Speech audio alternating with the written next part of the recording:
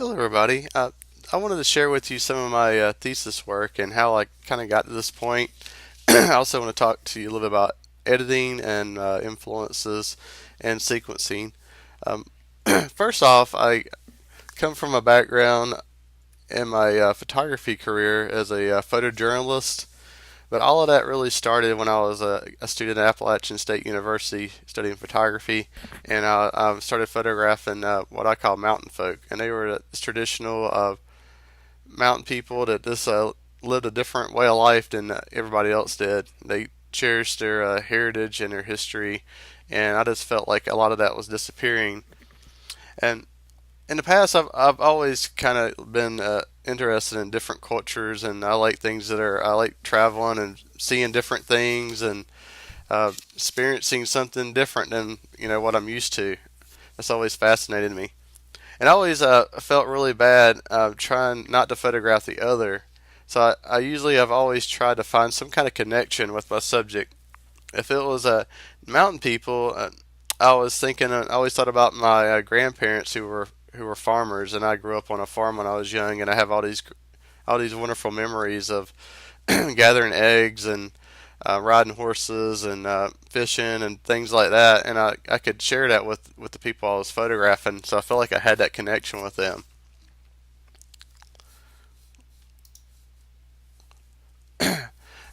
So a lot of these people, I was able to gain their trust, and they were interested in me too. They wanted to know why I was taking their picture, and what I want to do with my career.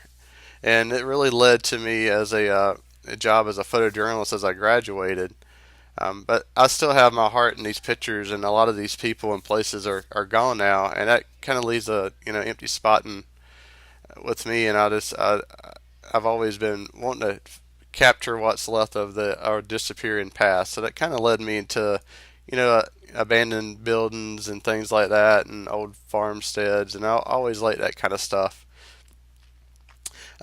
Later, I started photographing when I became a SCAD student. I started photographing the Latino community around me, and I always thought they around where I live in the South, they usually get kind of a negative stereotypes. I wanted to show something really positive, that something that they were doing in the community and how they were saving their heritage for future generations, because they're really just like the way my ancestors were when they first came to America. Originally they dressed a little differently and had an accent, spoke a different language, and then and slowly and over a few generations they became a part of the American melting pot, and everybody started talking the same and dressing the same. And I think that's kind of sad. I don't know anything about my heritage or really where I'm from, and that kind of got me to my current project, which I'll mention in a second. But with these, I was really trying to learn something for my daughter and share with her. My daughter, she was adopted from Guatemala, and I think it's extremely important to kind of keep her in touch with her heritage. So I would take her with me to a lot of these events and let her take pictures. And I'm really close to a couple of these families still, and I've gotten our families together with theirs quite a bit, and we've done things together. So um, but I was just trying to get away from photographing somebody different than me. I was trying to find that connection with them. Now my current project, I started thinking, I never have really done anything about myself. So I turned the camera inward, and I'm a fairly private person, and I really don't think people are really interested in my own journey in history. But I started looking for these universal connections that everybody has, things that we can all relate to. A lot of people, maybe experienced divorce before, or know what it's like growing up as a Southerner. They might have these crazy family stories, about celebrities or somebody famous in their life, or they might have these funny little anecdote stories, about their grandparents. So I was trying to pick through these, and the images I ended up creating, they either came from like personal memories, interviews with family members, friends, neighbors, newspaper clippings, articles, and also just what occurs at these places that I revisited. So I started revisiting places of my youth or my ancestors' youth, and just seeing what I could spot there. Was there traces from where my ancestors had been here? Are there anything left of that? Or what is there now? What do the people say to me when I talk to them now? Do they tell me some crazy story or run me off, or I mean, all of that kind of grew into where my work is today. And one of my earliest interests about my family history is, first off, I don't know anywhere, I don't know where we came from. I can trace my family back to the late 1700s in Davidson County, North Carolina. And there's a tombstone from my earliest ancestor, and we can trace from him forward. And it says he was a pioneer of the area. So I know that he was came down, to Philadelphia Wagon Road, and I was able to find some of these wagon roads, and I was able to find some, cemeteries and some little stories here and there. One of them, it came from Washington's Southern Tour, and this is a family myth, and I'm sure there's some truth to it. Exactly where this spot was at and who they were, and I have some speculations, and I got all these different crazy different versions of the story. But this is from his diary, and he says he breakfast on the north bank while my carriages and horses were crossing. At a Mr. Young's fed my horses 10 miles further at one reeds. So I know where the plantation house was my family used to live at. There's a crossing of the Yadkin River right there, and that's a major area people cross.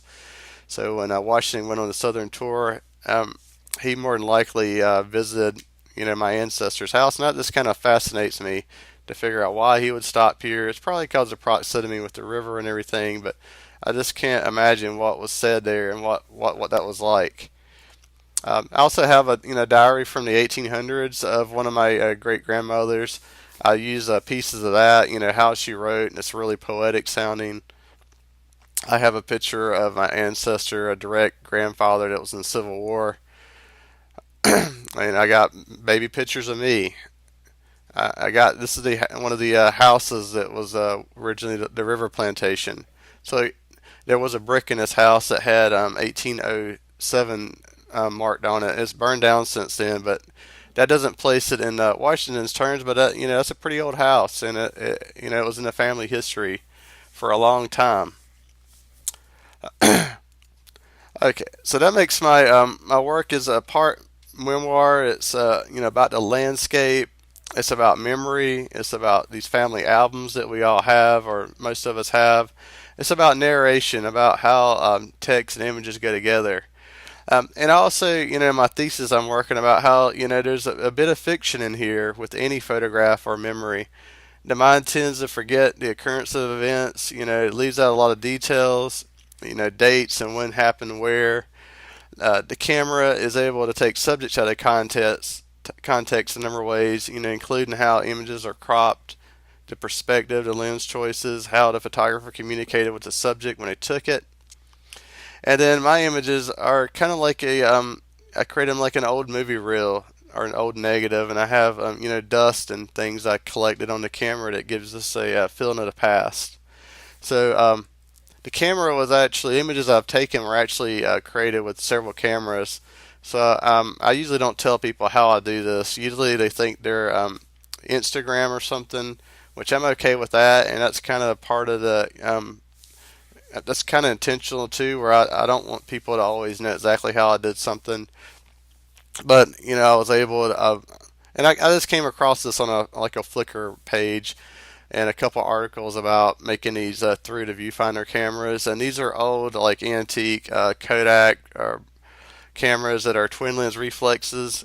And what I'm doing is photographing through the viewfinder these cameras, and these are plastic lenses, so they look sort of like a Holga too.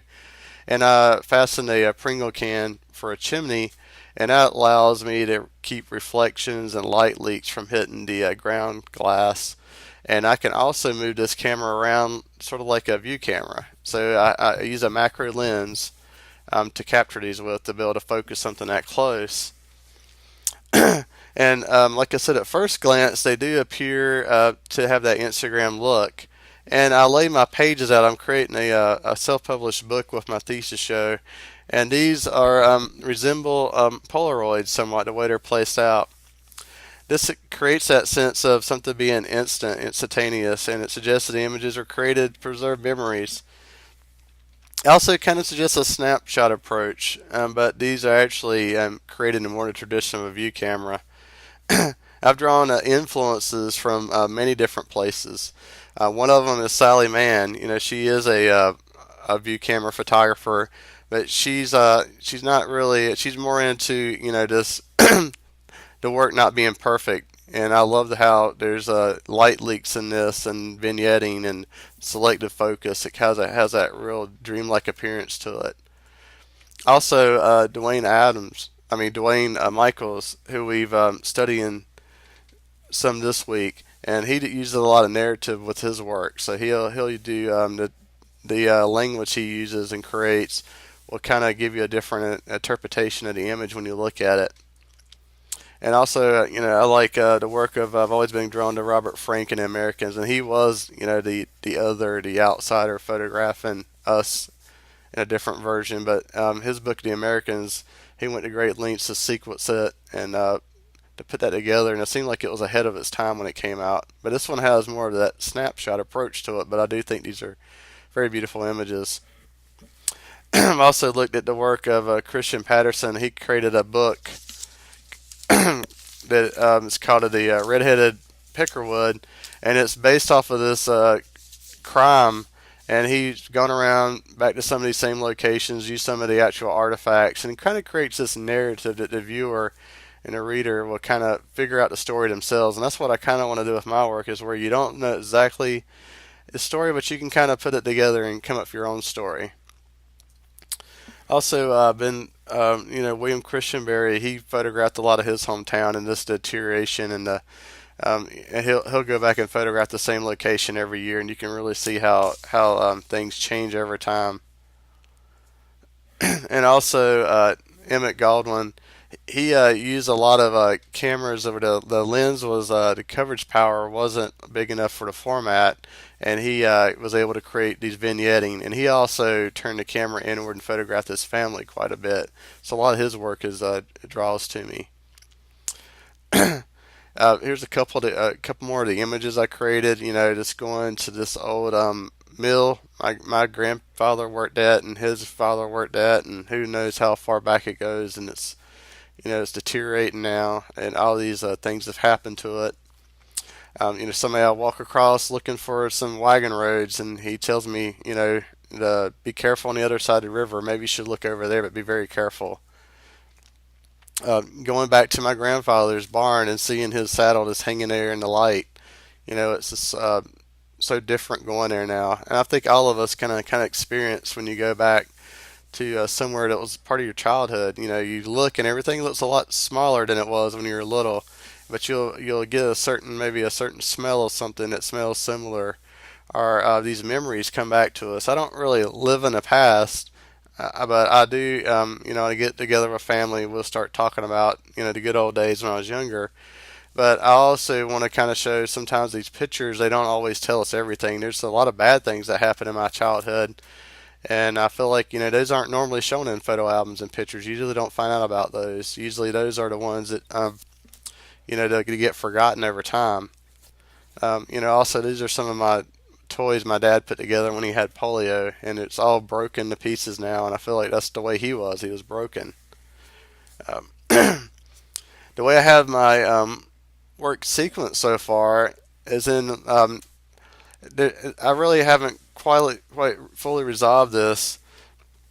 I have experimented with the variation of ways, though. I try to go from the present to the past, and that kind of works. From the past to the present, and it kind of works. I've divided into chapters of various family members. One about like my paternal grandparents. My parents. I've done some just by location, but I'm still kind of working on this part. It hasn't quite totally come to me yet.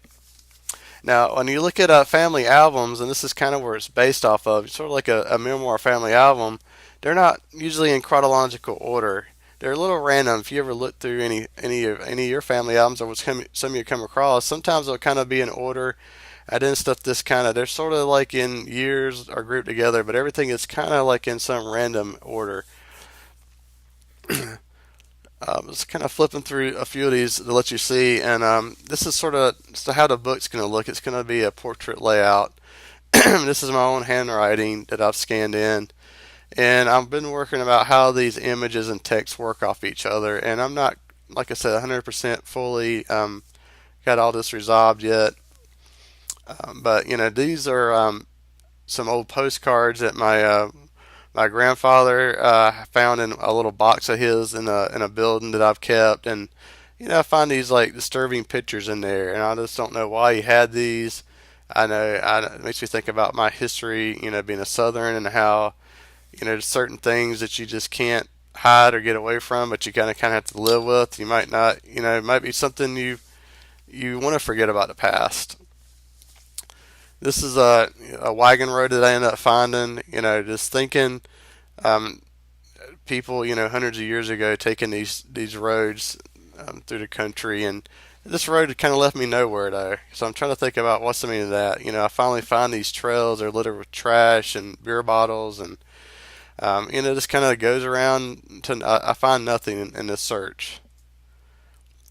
Here's another picture of that house. This is part of a newspaper article.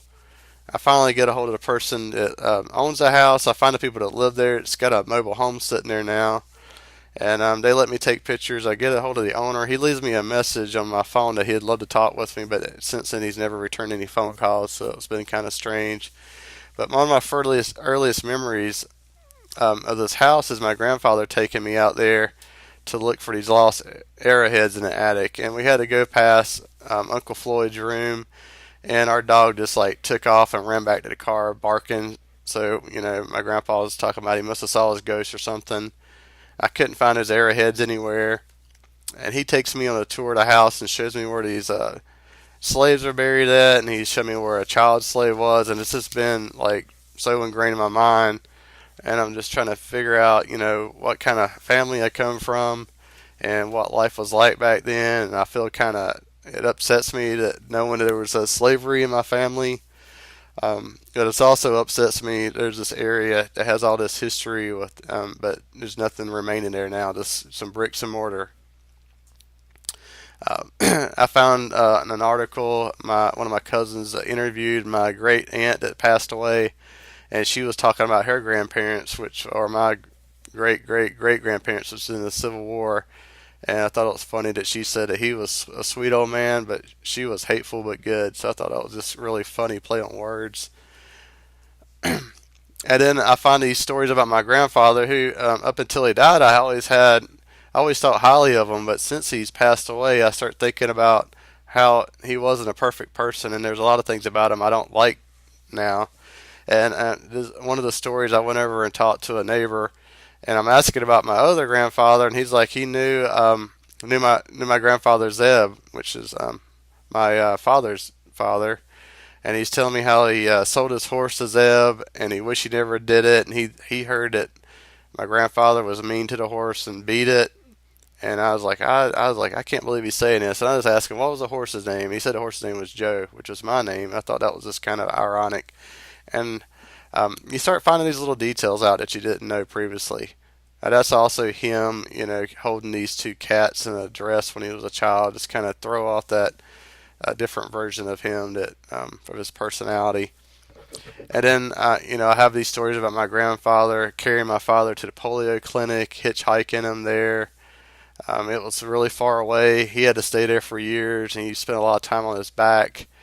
And put together these models, and I just think that's just really important about his character and who he ended up becoming later. And my father had a lot of mental problems, and he ended up divorcing my mother, and they fought all the time, and they were always fighting over me. And I remember him trying to take me at this movie theater, and I don't know, kidnap is kind of a tough word to say, and I'm not sure if I want to keep it in there or not. But he tried to pull on me and take me out of the car, and I just remember screaming. And I really wanted to go with him, but I knew I needed to be with my mother. I just, it's just kind of it's just really, really tough when you're little trying to deal with all that. And this is a spot where they would always exchange me at. We would just pull up here, and I would just kind of stare at this wall. It didn't have that sign up then. It had this old painted backdrop on there about a bread company. And I would sit there and wait, and I just remember getting this like really sad feeling whenever I had to leave him and go back to her. And then it'd be 2 weeks later before I'd see him again. And then I was driving around looking for a picture, and I saw this Foxy Lady sign. And I was like, wait a minute, I remember my mother having this shirt. So I went back and pulled that photo out, and I saw it says Foxy Lady, and it talks about these exotic dancers. And I'm thinking, was my mother an exotic dancer? And that would be a really interesting thing to know. And she pretty much denied it, but she said she used to go there. But her friend, who I remember her also growing up, was a dancer there. So she's not too proud of that. And she had a tough time raising me. She pretty much raised me by herself, and I spent a lot of time with my grandparents. But it's interesting how that photograph helped me kind of piece together this, which who knows what the real truth is with that. If she actually, who knows what she did. I like that. It's interesting to think about, but it's kind of disturbing also. I wanted to kind of end with how I process these images.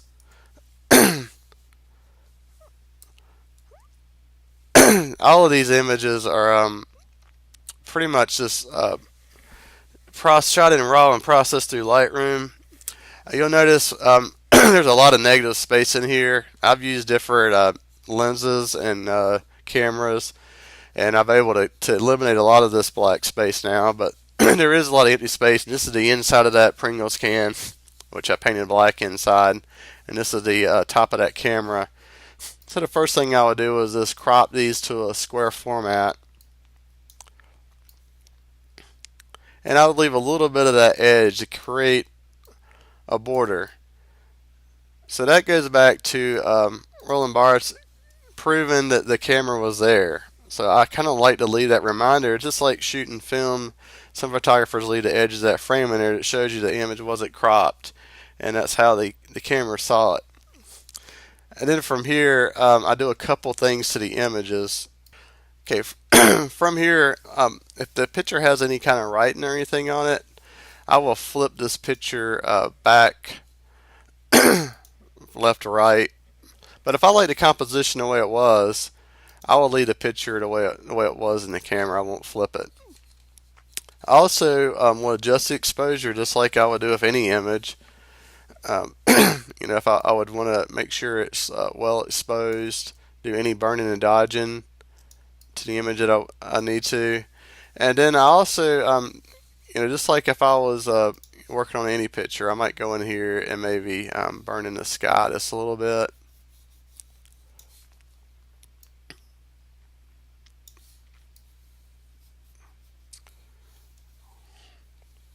For the most part, I will leave the dust and everything in the picture. A little bit more black. What I normally do though is I will try to clean this sometime. I don't like it where it shows up in the exact same spot, so I'll go through, just wipe down the lens. I've taken the cameras apart and wiped them off. There's so much dust and grime in there, it's hard to get it all out of there, and I like it on there. It does get a little bit, it can be a little distracting. Some people really like it and some don't. I think it kind of adds that timeless feeling to it, and it does bring back like the idea of nostalgia and memory. And that's really kind of where my thesis is kind of based off of, is this whole idea of going back to these places, and you're going to go back to your past, but you get there, you're not even the same person anymore. You're a different person now. So it's not even possible. It's almost like a sickness to be nostalgic about something. Also add clarity to a lot of these images. And what this does is going to add contrast and a mid-tone without adding noise to the images. So I usually add a little bit of clarity to that, just to kind of make the image pop out a little bit more. Now from here, I will also sharpen the picture some. But from here, I normally will export these as TIFF files, and then I'll go into Photoshop. I use a template to help me lay these pages out, and then I usually was reload them back into Lightroom, and then go into the print module up here and design a book using Blurb. And that's how I'll go through and sequence the work a little bit. I like being able to do it in Photoshop because I can add multiple layers together and add background images and be able to have a little bit more control over the image than just using the print function, the print module. I do like the print module though. I thought about using InDesign, are using you're not even are using something else. But I do like the way the blurb module works over here. I recommend giving it a try if you haven't tried to make a book through blurb. They're quite inexpensive and the quality is really nice. But I want to kind of end with this. I hope this helps you a little bit when you're working on your own project this semester, as you continue on with your career and your education. It's been a long, kind of bumpy road for me, but I feel like I'm slowly getting somewhere. Sometimes time really helps you out and lets you think these things out. But this will eventually be a self-published book, and also it'll be an exhibit show that I'm going to do in the next early next year. Thank you.